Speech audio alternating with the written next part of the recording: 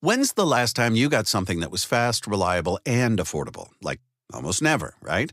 Well, U.S. Cellular Home Internet is breaking that streak. You get fast speeds, a rock-solid connection, and a super sweet price. Just $39.99 a month when you bundle it with a wireless plan. That means you can stream, scroll, shop, and binge without lag or crazy bills. It's not magic, just really good internet. Check out U.S. Cellular Home Internet today. Built for us. Terms apply. Visit uscellular.com for details. Sometimes winds of change can wreak havoc on your home. Imagine that tall tree in your yard getting blown over during a storm and, yikes, landing right on your roof. That's why it's wise to have homeowners insurance that'll be there for you when such curveballs strike. Your local State Farm agent can help you file a claim by phone, in person, online, or through our mobile app. Reach out however best works for you. They're ready to help. Like a good neighbor, State Farm is there.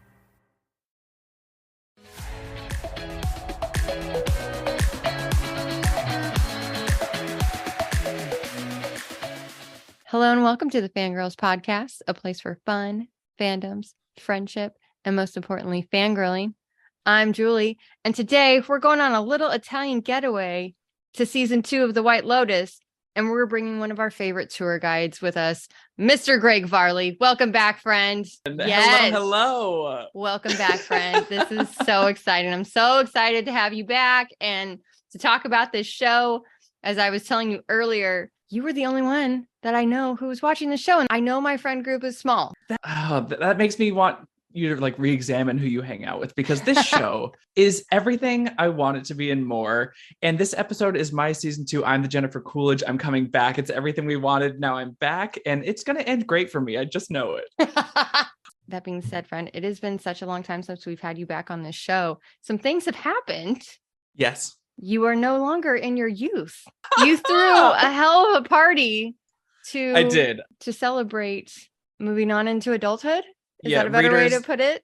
You may not be able to tell by my youthful voice, but I am now 30. And a to total celebrate infant. such a thing, I know, such a baby. To celebrate the big 3-0, I threw myself a big birthday soiree, if you will, and the theme was Night of 1,000 Gregs. So everyone had to come. Well, they didn't have to, but they were very strongly encouraged to come as their favorite version of me, whether it was a particular look, a time in my life, and boy, howdy, was it fun. Oh, it was so much fun. I went as Go Sports Greg. A classic. Yes. One of my personal favorites, and it's one that can come year after year because there will always be sports and I will never learn.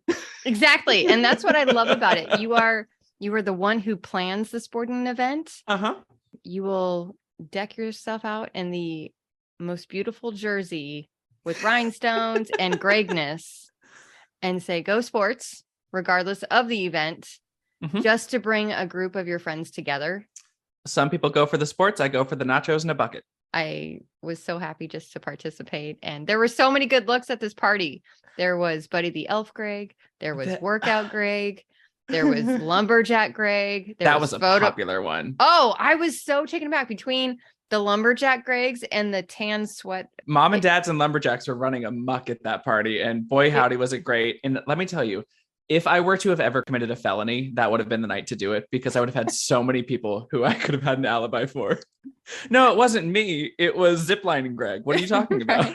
I mean, there were so many good looks, and it was like Bloods versus Crips, the way that the Lumberjacks and the turtlenecks were divided across the room. It did get oddly territorial. It did. It did. And everybody just united. And I was the one Go Sports Greg. And I was like, really? I thought this was the most affordable look that everybody would go for. I almost went as Plant Dad Greg. I got the fruits of that because I have the shirt now. Yes. For those of you who don't know, during COVID, Greg had a lot of looks, and he went through a paternal phase of becoming a plant dad, where every home improvement store saw him frequently. And I almost got you a Home Depot gift card to go with it. Honestly, I just killed a bamboo 2 days ago. So they're in their terrible 2 phase. So I'm not as attentive to them as I was before. See, and this is why you want to attend a Greg Barley party. And then we got together for Wakanda Forever. Yes, we did. We got to nerd out with all of our little Marvel Disney friends, which was such a lovely little reunion. I loved seeing everybody. I love that everybody understood the assignment and wore white to honor Chadwick Boseman. All right, so bringing it back to season 2 of The White Lotus, we've got some casting for you. As Tanya, we have Jennifer Coolidge. As Greg, we have John Grise, aka Uncle Rico. Also, what a weird name, Greg. Why would they choose that? I don't know. He sounds like a loser. He sounds like the a closeted weirdest. loser. As Bert, we have F. Murray Abraham. As Albie, we have Adam DeMarco. As Daphne, we have Megan Fahey. As Mia, we have Beatrice Grano. As Quentin, we have Tom Hollander. As Dominic, we have Michael Imperioli. As Cameron, we have Theo James. I mean, Oh, yes, we do. As Harper, we have Aubrey Plaza. As Portia, we have Halulu Richardson. As Ethan, we have Will Sharp. As Lucia, we have Simona Tabasco. And as Jack, we have Leo Woodall. a star-studded, so talented cast. Are you kidding me? I know, dude. It was good. I'm ready to spill some tea. Are you ready to spill some tea? Baby, always.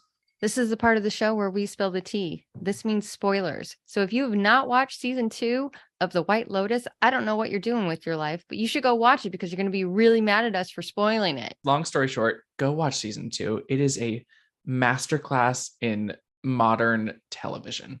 All right. Well, serious question. As always, when on our podcast, who was your favorite character? How dare you? Because it's like picking your favorite children. No, You don't I hate have kids. favorites?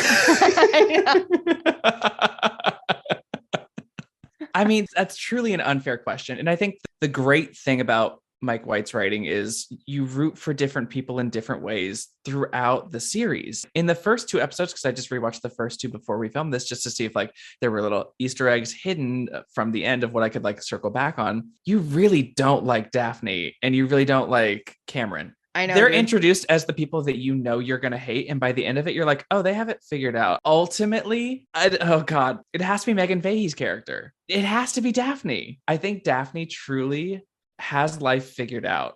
And there's a lot of buzz going on right now as to who, if they follow the same format, because season 3 just got greenlit, Yes. who would follow to a third.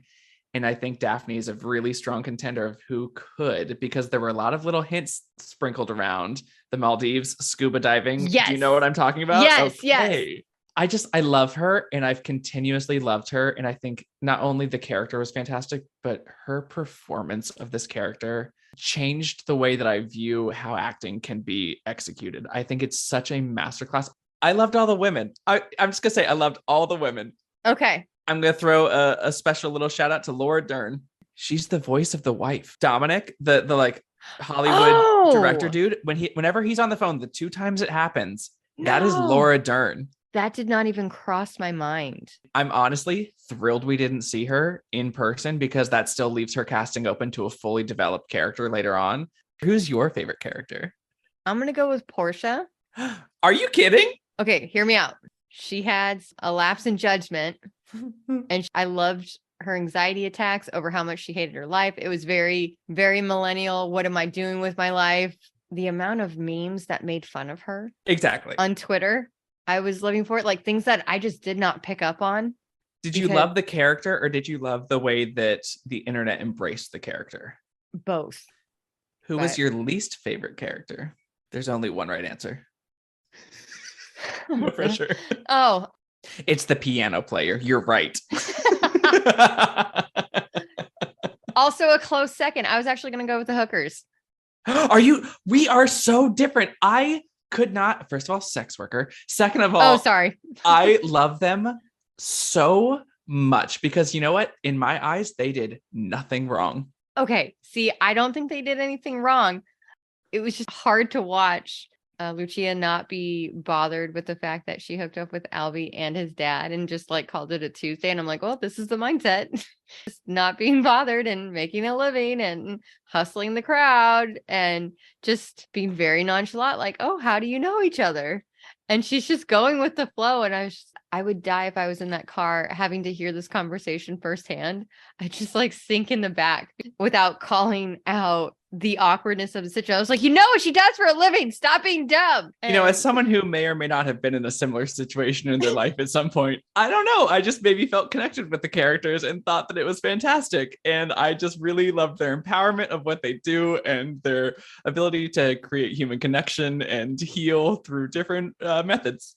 All right. What was your favorite episode? Oh my God, singular, completely. I mean, the finale, and not to just make it so cheesy, but like it was perfect. It was such a great episode of television. And also season 1 had 6 episodes and this season had 7 episodes. So they learned, stretch that out, give the full storyline because there were so many intricacies. Also just every scene Megan Fahey as Daphne had truly was masterful. When she showed the picture of her child, So good. ma'am, you had a child with your trainer. Right? And you just let this woman know without letting her know a thing. While RIP, I hate to admit that Jen Coolidge's wonderful, wonderful Tanya is no longer with us. Right. God, was it a perfect scene?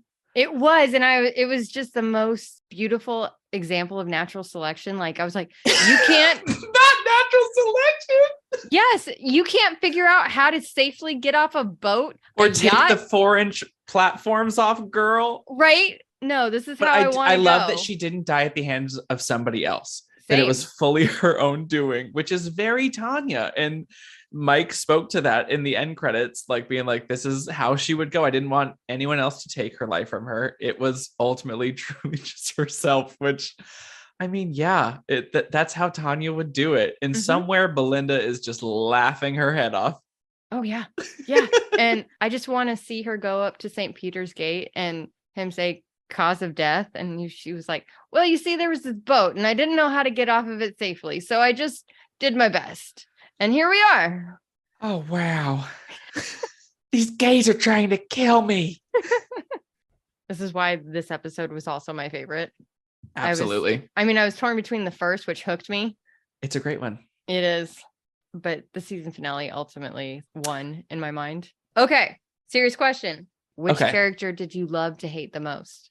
Oh my God. Jack, thank you.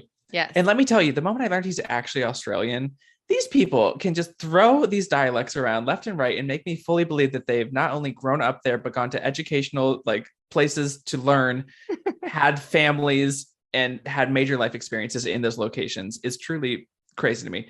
Jack, I always loved. And I knew that he was there for all the wrong reasons. And I didn't care because he was pretty and that accent is garbage. But ooh, boy, I am a dumpster. If that's not my new Tinder bio, I don't know what is. What about you? I loved hating Cameron. And I never thought I could hate Theo James. But he won the award for character I love to hate the most. Why did you hate him?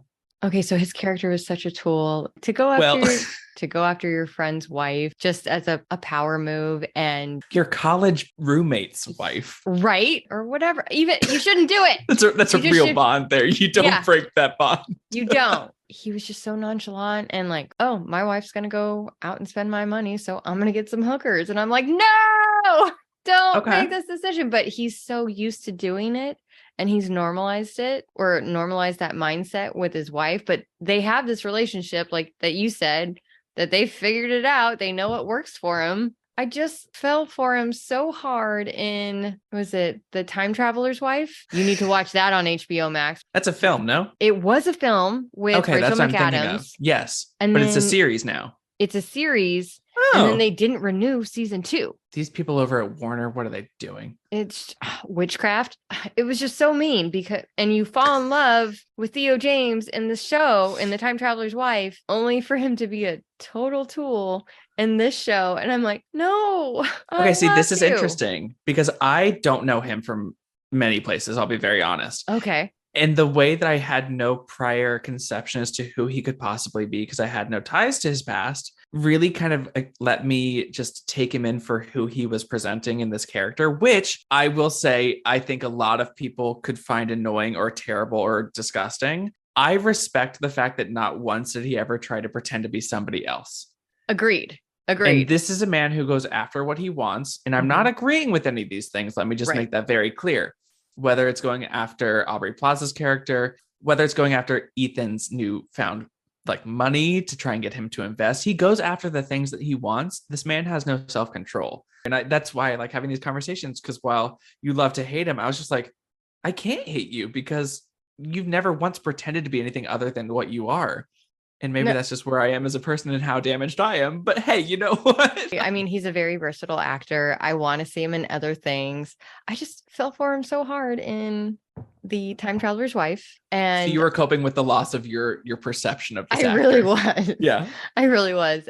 So obviously, or famously, both seasons have been filmed at Four Seasons resorts around the world. Yes. Do you think these are active marketing tools for these resorts? Because personally, I want to go visit them. Oh. And this brings in the whole production side of, do you think that they're cut some sort of deal to film there because they know it's going to bring in additional guests? Or are they like, we're the Four Seasons Sicily, we don't need help? Right. Well, let me put it this way. When I went to Scotland to do an Outlander tour, the Scottish community was like, yes, please bring tourists. Love. Do this now. And I went to, I'm calling it Lollyrock, but so it was this castle. Okay. Jamie's childhood home. And the story behind it is there's the cutest little blue cottage right next door. Okay. That they could not film in any scene because it took away from the whole ambiance of the show. And they would owe the owner big money, right? Money. So this woman moved into the house 6 months before filming started. She was like, oh, I just want to get away from society. Without knowing anything about the production. It hadn't started yet. She didn't know about the Outlander fandom, anything. So she buys this home only for production to start 8 months later. They're like, we found our Lollyrock. And only for all these fans over the past 6 years to come visit and be like, oh my gosh, Mom, look at this. This is the coolest thing ever. And look at this cute little, she would make so much money to Airbnb this thing. Oh my God. Yeah. Are you kidding? And she's just like, people. No. I don't blame her. Like, imagine if I don't even know the equivalent, but God, that would be, we worked at Disneyland for fuck's sake. Like we know how annoying tourists can be. We're like, yes, it's a castle.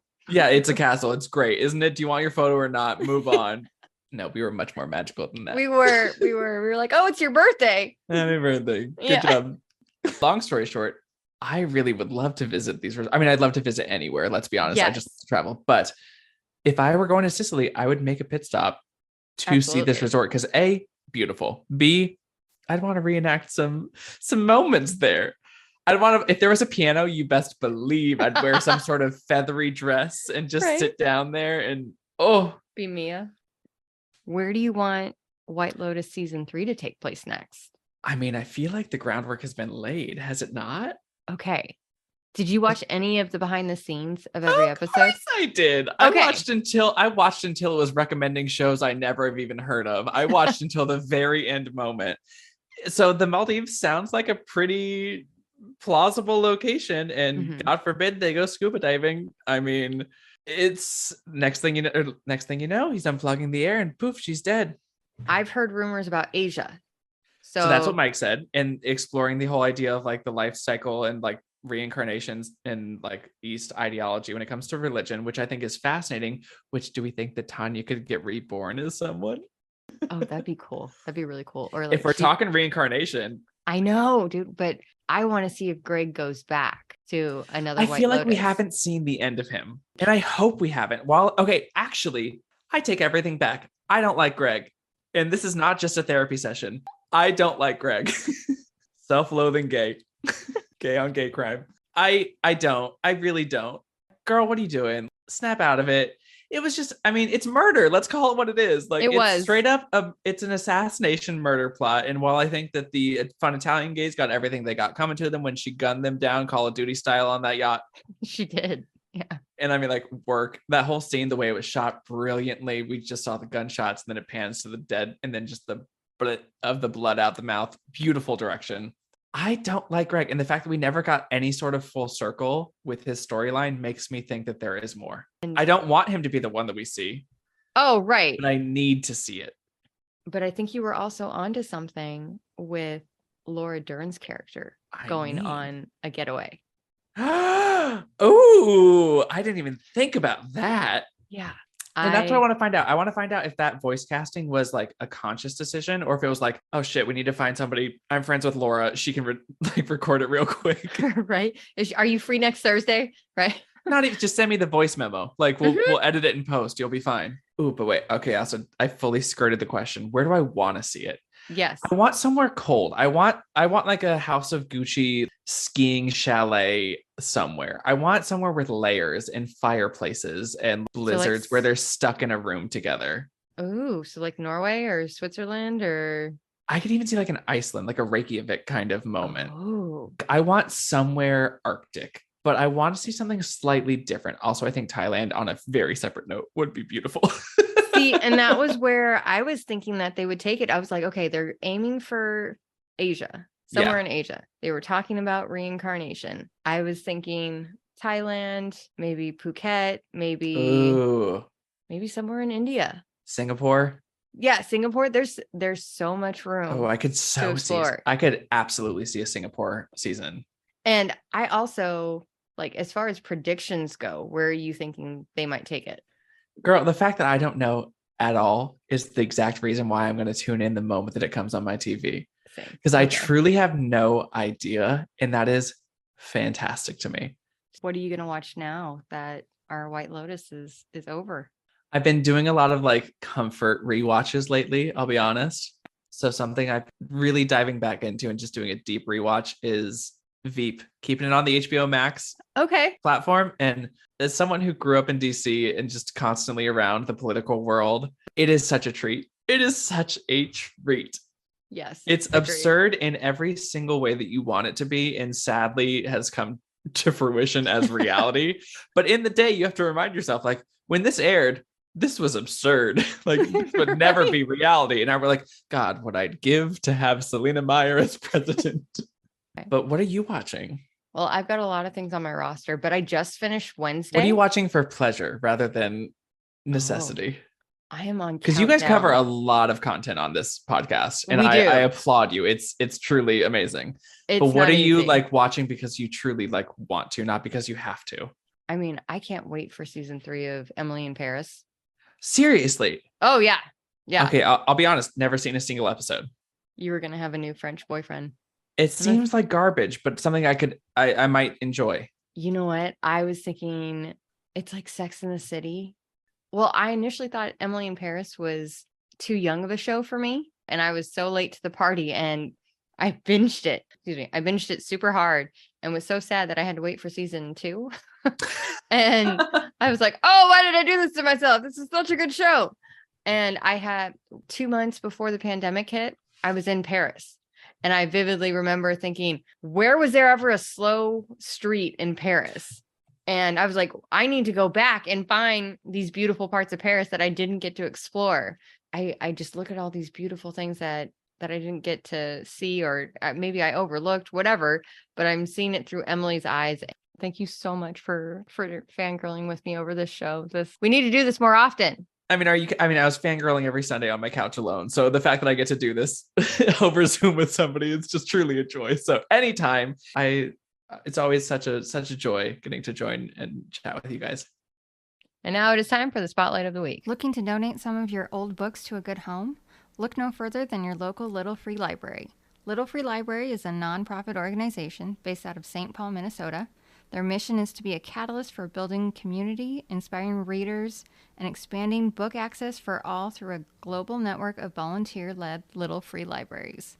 For more information on Little Free Library, head on over to the link in our show notes.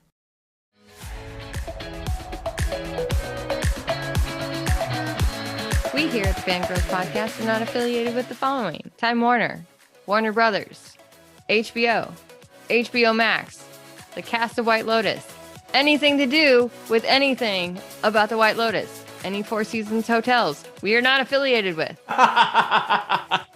We are not affiliated with Sony or Outlander or any of the fandoms that we discussed today. We're just really big fans.